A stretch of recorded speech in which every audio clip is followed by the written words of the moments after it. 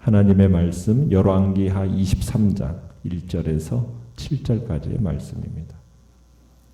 열왕기하 23장 1절에서 7절입니다.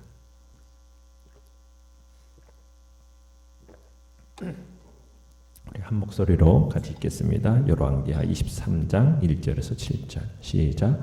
왕이 보내 유다와 예루살렘의 모든 장로를 자기에게로 모으고 이에 왕이 여호와의 성전에 올라가매 유다 모든 사람과 예루살렘 주민과 제사장들과 선지자들과 모든 백성이 노소를 막론하고 다 왕과 함께 한지라. 왕이 여호와의 성전 안에서 발견한 언약책의 모든 말씀을 읽어 무리의 귀에 들리고 왕이 단 위에 서서 여호와 앞에서 언약을 세우되 마음을 다하고 뜻을 다하여 여호와께 순종하고 그의 계명과 법도와 율례를 지켜 이 책에 기록된 이 언약의 말씀을 이루게 하리라 하매 백성이 다 그 언약을 따르기로 하니라. 왕이 대제사장 hil기야와 모든 부제사장들과 문을 지킨 자들에게 명령하여 바알과 아세라와 하늘의 1월 성신을 위하여 만든 모든 그릇들을 여호와의 성전에서 내다가 예루살렘 바깥 기르드론 밭에서 불사르고 그것들의 재를 베델로 가져가게 하고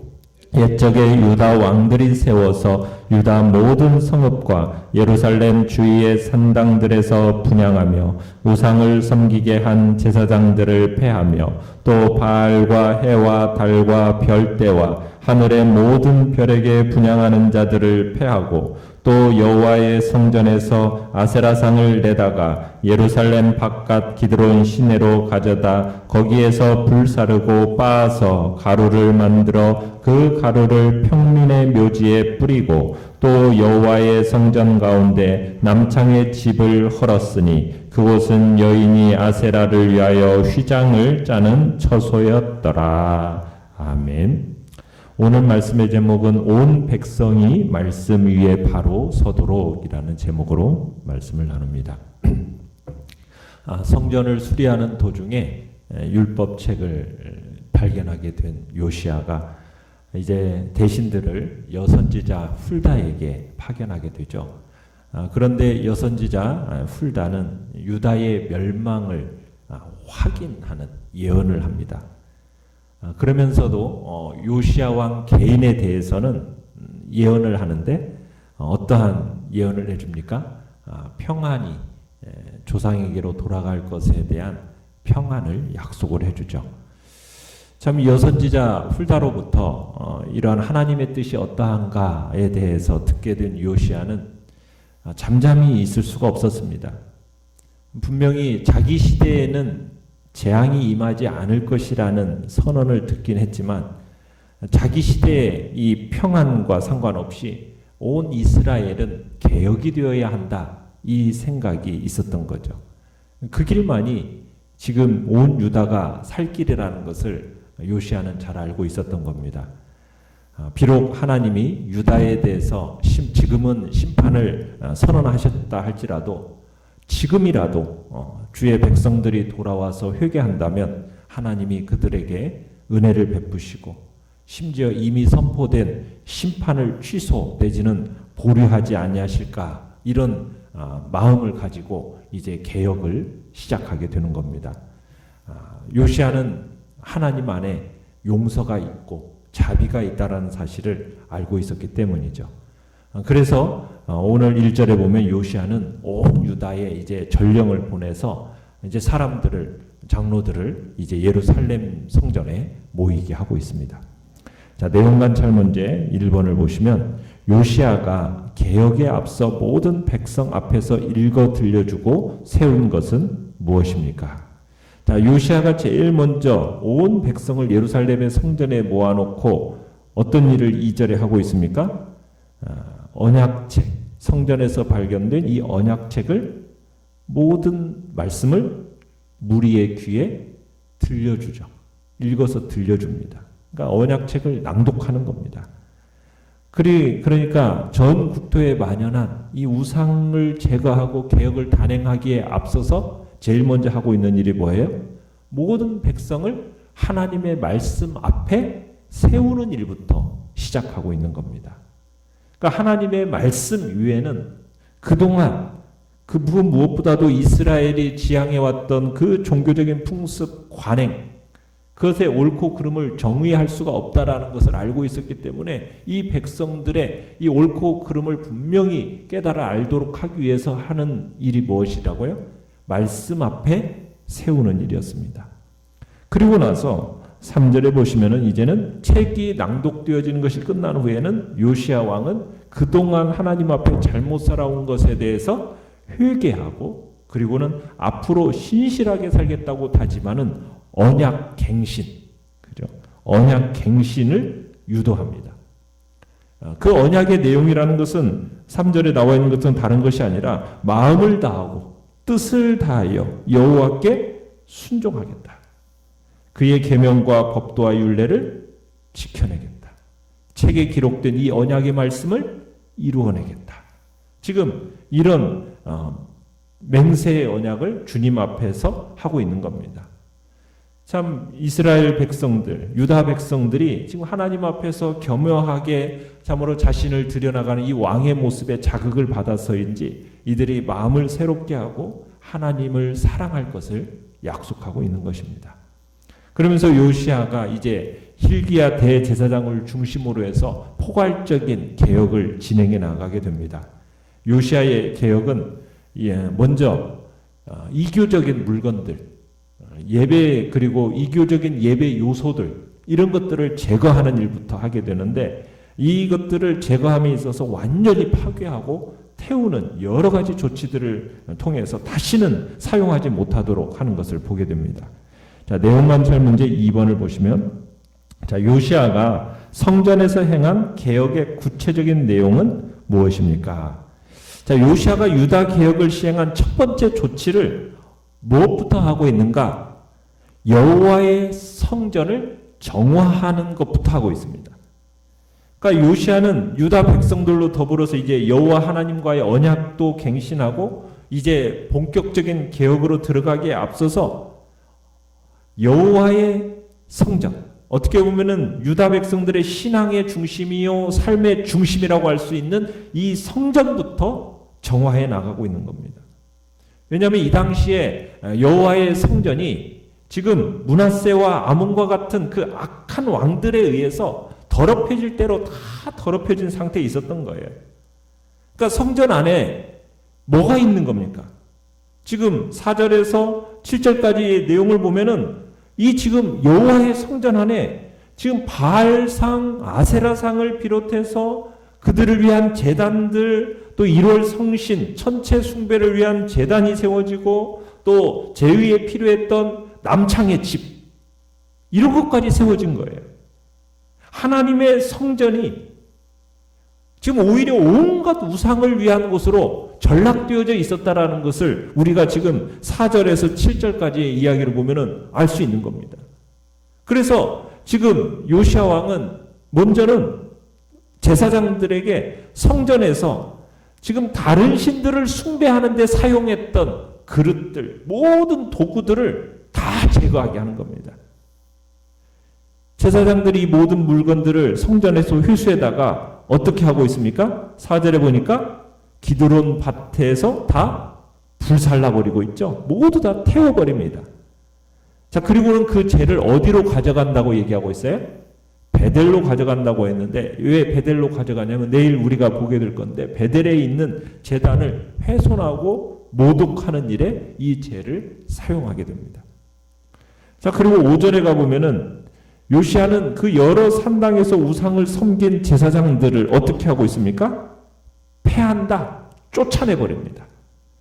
그러니까 이 제사장들은 솔로몬 시대 때부터 아마 산당에 있었던 우상 숭배와 연관되었던 이교도의 제사장들입니다.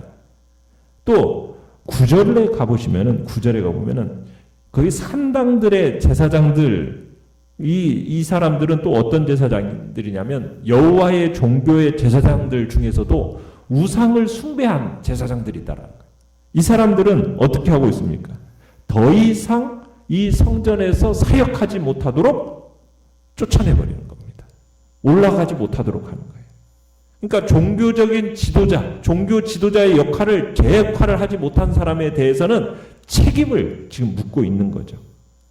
그리고 7절에 가보면은 남창들이 기거하던 곳, 또 아세라 숭배를 위해서 물건을 만들던 곳, 이런 곳을 어떻게 하고 있습니까? 성전에서 다 제거를 하고 있습니다. 자, 연구와 묵상 문제 3번을 보시면 요시아의 전 국가적인 언약 갱신과 성전 청결 행위를 통해 배울 수 있는 교훈은 무엇입니까? 자, 오랫동안 우상 숭배에 젖어 있던 유다 사람들이 지금 왕하고 혼연일체가 되어서 지금 하나님 앞에서 지금 언약을 갱신하는 모습을 볼 때 참 놀라운 일이 아닐 수가 없어요. 모처럼 한 목소리를 내면서 좋은 일을 하고 이렇게 좋은 일에 결속된 모습을 보이는 것이 참 아름답죠. 그러니까 유다의 이 개혁이라는 것은 이 요시아 왕에게 이 개혁의 의지가 확고했고 그가 강력하게 그 개혁을 추진했기 때문에 이 일이 가능했던 겁니다. 그러면서 왕과 백성들 사이에서도 그 중간 지도자들이 이 요시아 왕의 생각을 잘 이해하고 충분히 이해하고 그리고 백성들에게 이제 그 이야기를 전해주면서 자신들의 역할을 충실히 했기 때문에 지금 이 결과가 좋았던 겁니다. 여기서 중요한 게 뭐냐면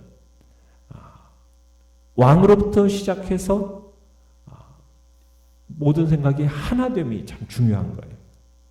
교회도 마찬가지입니다. 교회의 머리가 누구입니까? 예수 그리스도죠. 그 예수 그리스도를 중심으로 해서 교회도 하나가 될 때 교회는 교회로서의 책임과 기능을 제대로 감당하고 최상의 결실을 거둘 수 있게 되는 겁니다. 그래서 예수님께서 참으로 대제사장 기도를 하실 때 어떠한 기도를 하셨습니까? 하나 되게 해달라고. 교회의 연합과 일치를 위해서 기도를 하셨던 거예요. 그러니까 우리 교회 성도들은 예수 그리스도의 무엇입니까? 몸이죠. 지체들입니다. 그러면은 지체들은 서로 협력해서 하나 되는 것이 마땅하다라는 거예요. 만약 그리스도를 중심으로 하나 되기를 싫어한다. 그렇다면 그 사람은 교회 공동체에 가입되어 있다 할지라도 그 사람은 성도라고 할 수가 있을까요? 없다라는 거죠. 그 사람은 그리스도와 무관한 사람입니다. 그러니까 그리스도에 지체된 성도라면은 마땅히 하나가 되기를 힘써야 된다는 얘기입니다. 하나님의 말씀, 그리스도의 말씀, 그분의 말씀에 의해서 일사불란하게 움직이는 것이 교회 공동체라는 거예요. 교회는 함께하는 언약의 공동체입니다. 하나님의 그 말씀, 예수 그리스도의 그 말씀으로 하나 되는 공동체. 그래서 그 구성원 하나하나가 정말 나보다도 남을 먼저 생각하는 마음.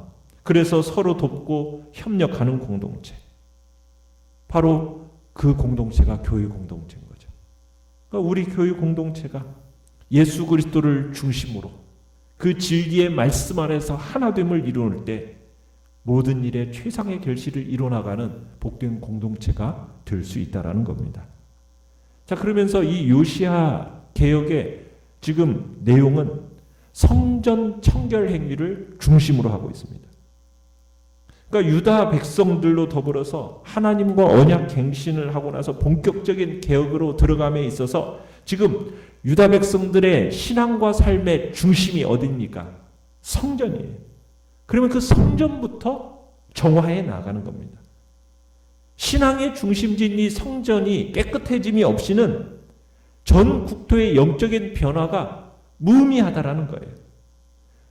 그렇기 때문에 어떻게 보면은 오늘날 이 나라와 이 민족 개혁은 어디에서부터 시작되어야 될까요? 정부부터요? 아니에요. 교회부터 개혁이 시작되어야 된다는 거예요. 교회가 바로 서야 됩니다. 교회가 바로 서야 진정한 개혁이 이루어지는 거예요. 세상에 개혁적인 요소가 많다. 세상이 너무 부정부패했다. 여러분, 그것은 뭐가 타락했다라는 의미일 수도 있을까요? 교회가 타락했기 때문에 세상이 어두워졌다. 교회가 그 기능을 제대로 감당하지 못했기 때문에 부정부패가 심해졌다. 그런 의미인 겁니다. 왜? 세상의 빛은 무엇이죠? 교회예요, 교회. 세상의 소금이 교회입니다. 소금과 빛의 역할에 그 제대로 된 기능을 감당하지 않기 때문에 썩어지고 어두워지는 거거든요. 본연의 임무, 빛과 소금의 그 역할을 교회가 제대로 감당한다면 세상이 그처럼 악하고 부패해지지 않을 수 있는 거거든요. 우리는 세상이 개혁이 되어지기 이전에 어디부터? 교회부터 개혁이 되어져야 돼요. 세상을 탓하기 이전에 우리는 교회 안에 개혁의 칼을 대야 되는 것이 마땅하다는 겁니다. 개혁의 주체는 누구이겠습니까? 하나님의 말씀을 깨달은 성도들입니다. 내가 깨달은 하나님의 말씀을 우리 안에, 교회 안에 적용해 나아가는 것. 그것이 이 시대에 우리가 살아가야 할 삶인 거죠. 그래서 모든 개혁은 교회로부터 시작되고 교회의 개혁은 어떻게 보면은 나로부터 시작이 되어야 되는 겁니다. 내가 깨달은 하나님의 말씀이 내 삶에 적용되어지도록 나로부터 개혁이 시작되어질 때 그 개혁이 교회 안에서 그리고 세상을 개혁해 나가는 출발점이 된다라는 것을 우리로 하여금 다시 한번 보게 하는 것입니다. 자, 느낀 점 4번 보시면 유다 왕 요시야의 선도적인 헌신과 개혁 의지를 보며 무엇을 느낍니까? 참 요시야가 몸소 성전에 올라가서 유다 예루살렘의 모든 장로, 남녀노소, 모든 백성, 선지자들을 다 불러 모아놓고서는 하나님의 말씀을 읽어주고 그리고 순종을 결단하게 하죠. 여기서 주목할 만한 사실은 왕이 직접 언약책을 읽어서 백성들에게 들려주고 그리고 율법 준수에 대한 책임 있는 선언을 주창했다라는 것이 참 주목할 만한 점이에요. 그러니까 여기에서 주체는 누구냐? 왕 자신이 있어요. 그러니까 어떤 사람이 지도자가 되는가가 정말 중요하다라는 것을 우리가 다시 한번 느끼게 되는 거죠. 내가 먼저 잘못된 것들 솔직하게 인정하고 과감하게 고쳐나갈 때 세상의 개혁도 그런 개혁만이 지금 성공을 거둘 수 있다는 것을 다시 한번 우리가 느끼게 하는 겁니다. 자, 그런데 우리가 여기서 참 요시야가 이런 놀라운 개혁운동을 주도해 나갔다고는 하지만은 이런 일련의 사건의 배후에서 더 놀라운 분, 더욱 놀라운 힘의 존재가 있다라는 것을 우리가 간과해서는 안 돼요. 그게 무엇일까요? 바로 이러한 개혁운동을 추진하게 하신 하나님이시고 그리고 그 유다 개혁의 운동을 일으키도록 하나님께서 그 말씀 요시야에게 그 말씀이 들려지도록 하신 하나님이신 거예요. 그래서 지금 유다 종교의 개혁의 방향을 이렇게 제공하는 것은 지금 뭡니까? 요시야에게 들려진 율법의 말씀이에요. 그러니까 하나님의 은혜, 하나님의 능력, 그것의 공급처, 그 공급처가 무엇입니까? 성경의 진리예요. 그 진리, 생명력, 그 진리의 생명력을 붙들 때 마침내 종교의 개혁도 이루어질 수 있었던 겁니다. 하나님의 말씀이 부어져야 되는 거예요.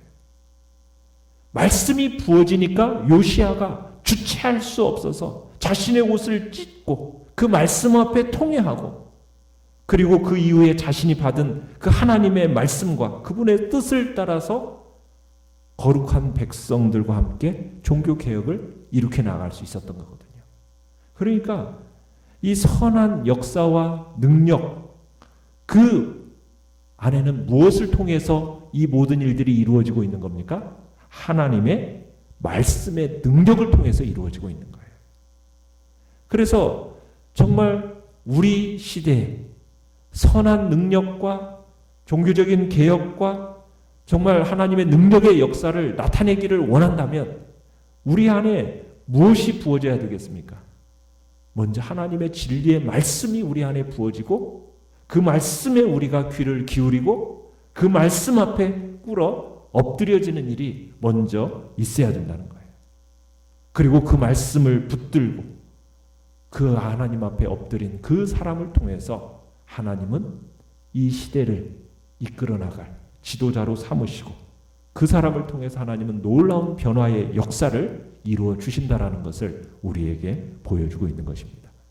그래서 우리는 정말 진리의 말씀, 그 말씀 앞에 우리 자신을 힘써 들어가야 될 것을 다시 한번 결단해야 되는 것이죠. 자, 결단과 적용 5번을 보시면 진정한 변화와 개혁은 무력이 아니라 하나님의 말씀으로 가능함을 또한 나부터 시작되어야 함을 깨닫습니까? 변화된 삶을 살기 위해 내가 하나님 앞에서 약속해야 할 것은 무엇인지 기록하고 실행합시다. 자, 오늘의 기도 같이 읽겠습니다. 시작. 대통령과 각 분야의 크리스천 지도자들이 말씀 위에 바로 서서 국민을 옳은 길로 이끌 수 있도록 기도합시다. 아멘. 말씀을 생각하면서 기도하시고요. 연약한 우리의 지체들을 위해서 기도해 주시기 바랍니다.